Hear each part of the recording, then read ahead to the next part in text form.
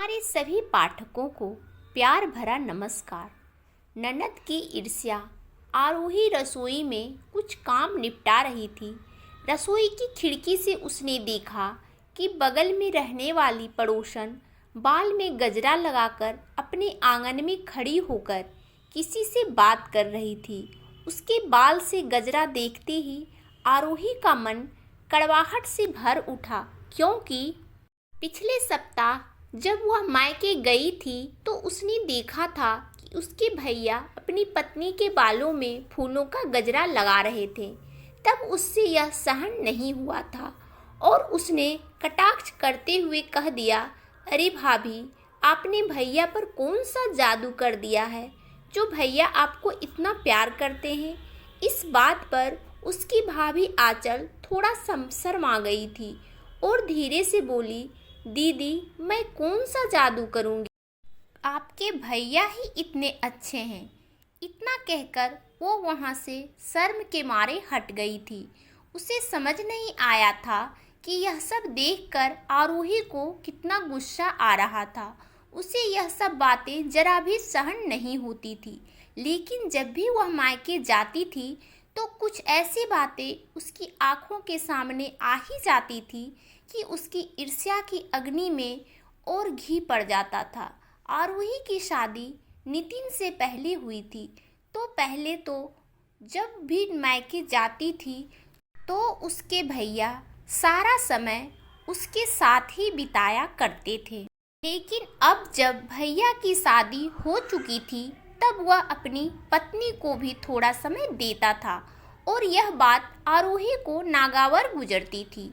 उसकी भाभी आंचल को उस घर में आए हुए 2 साल होने को आए थे, लेकिन आरोही अभी तक यह बात स्वीकार नहीं कर पाई थी कि उसके भैया के जिंदगी में आंचल का स्थान कितना महत्वपूर्ण है।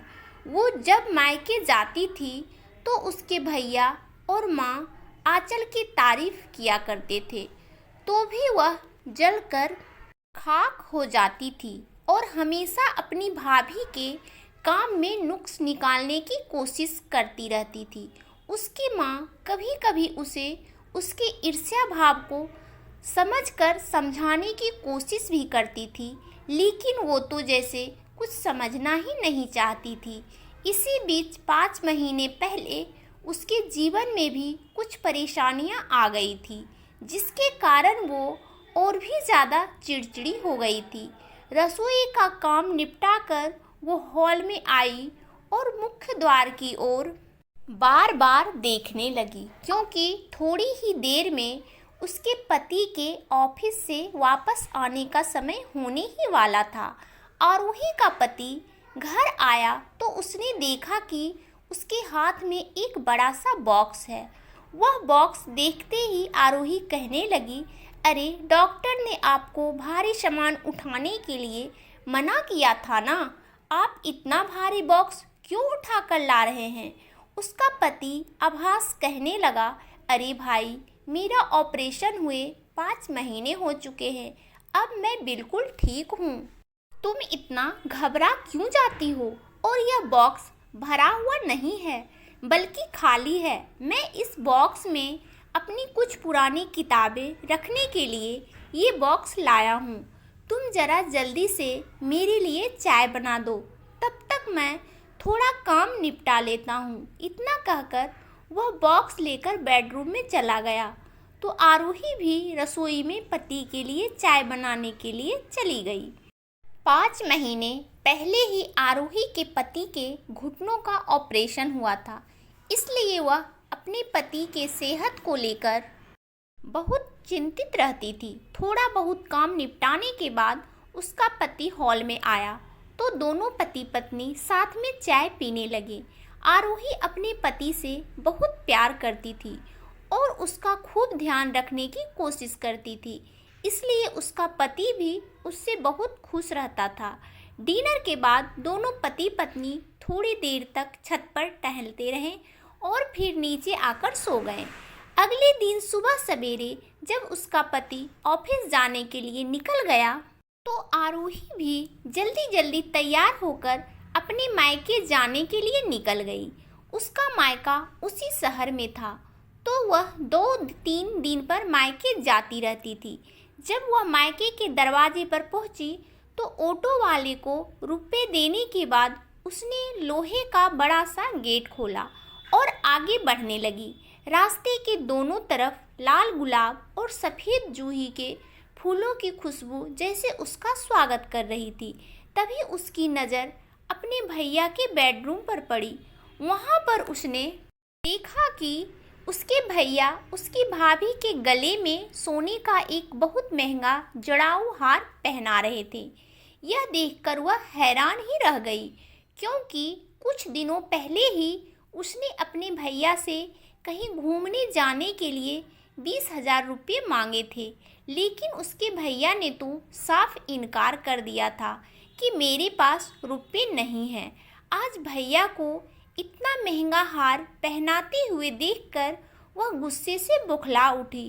अब वो भैया भाभी के पास ना जाकर सीधे अपनी माँ ममता जी के पास पहुँच गई और माँ से शिकायत करते हुए कहने लगी, माँ, आज भैया बेडरूम में भाभी के गले में सोने का जड़ाऊ हार पहना रहे थे, लेकिन परसों मैंने उनसे जब गर्मी की छुट्टियों में घूमने के लिए 20,000 रुपये मांगे तो उन्होंने मना कर दिया था कि मेरे पास रुपये नहीं हैं। भैया तो बस भाभी के ही होकर रह गए हैं। बेटी की बात सुनकर आंचल की सास ने उसे समझाते हुए कहा, देखो आरोही, मैं अच्छे से जानती हूँ कि तुम जब भी अपने भैया को भाभी के लिए कुछ करते हुए देखती हो तो तुम्हें अच्छा नहीं लगता है। मैंने तुम्हें पहले भी समझाया है कि अपनी भाभी से इतनी ईर्ष्या मत किया करो, मगर फिर भी तुम ना जाने क्यों उस बेचारी के पीछे पड़ी रहती हो। आरोही गुस्से में बोली, अच्छा तो भाभी, अब आपके लिए बेचारी हो गई? इसका मतलब बहू के आते ही आपकी नज़रों में बेटी का कोई मान ही नहीं है। आप तो हमेशा भाभी का ही पक्ष लेती हो। लेकिन ज़रा यह भी तो बताओ कि अगर भैया के पास रुपये थे तो उन्होंने मुझे क्यों नहीं दिए, और भाभी के लिए इतना महंगा हार खरीद कर कैसे ले आए? क्या अब भी तुम यही कहोगी कि भैया शादी के बाद नहीं बदले हैं? शादी से पहले वह मेरी हर छोटी छोटी ज़रूरतों को पूरा करते थे। मैं कहीं भी घूमने जाने की बात करती थी तो झट से रुपये निकाल कर मुझे दे देते थे, लेकिन आज उन्होंने मुझे रुपये देने से इनकार करके मेरी औकात दिखा दी है। अब उनके लिए मुझसे पहले भाभी हो गई है। आरोही की आंखों में आंसू आने लगे तो ममता जी ने कहा, बेटी, तुम्हें सच्चाई पता नहीं है, इसलिए तुम ऐसी बातें कर रही हो। मैंने ही तुम्हारे भाई से कहा था कि बहू को हार खरीद कर दे, इसलिए वह मेरी बात की मान रहा है। आरोही हैरानी से अपनी माँ की ओर देखने लगी तो ममता जी ने उनकी आंखों में झांकते हुए कहा, बेटी, तुम्हें पता भी है कि तुम्हारी भाभी ने तुम्हारे लिए क्या किया है? याद है जब तुम्हारे पति के घुटनों का जो ऑपरेशन हुआ था उस समय कुछ रुपये कम पड़ गए थे। वह रुपये कहाँ से आए थे? अरे बहू ने अपने मायके से मिला हुआ हार तुम्हारे पति के इलाज के लिए बेच दिया था, और उसने यह बात हम सबसे छुपा कर रखी, क्योंकि वह ऐसा नहीं जताना चाहती थी कि वह हम पर कोई एहसान कर रही है। उसने तो नितिन को वह रुपये यह कह कर दिए थे कि मेरे अकाउंट में कुछ रुपये पड़े हैं और मुसीबत के समय रुपये ही तो काम आएंगे। उस समय सभी लोग परेशान थे और रुपयों का इंतजाम हो गया तो सबने राहत की सांस ली। लेकिन पिछले महीने ही मुझे पता चला कि बहू ने अपने मायके से मिला हुआ हार बेचकर तुम्हारी मदद की है। उस दिन बहू के मायके में कोई फंक्शन था तो उसकी माँ कह रही थी कि मायके से मिला हुआ हार पहनकर ही आना, तो उसने अपनी माँ को फ़ोन पर सारी सच्चाई बता दी। संयोगवश मैंने भी बहू की सारी बातें सुन ली थी।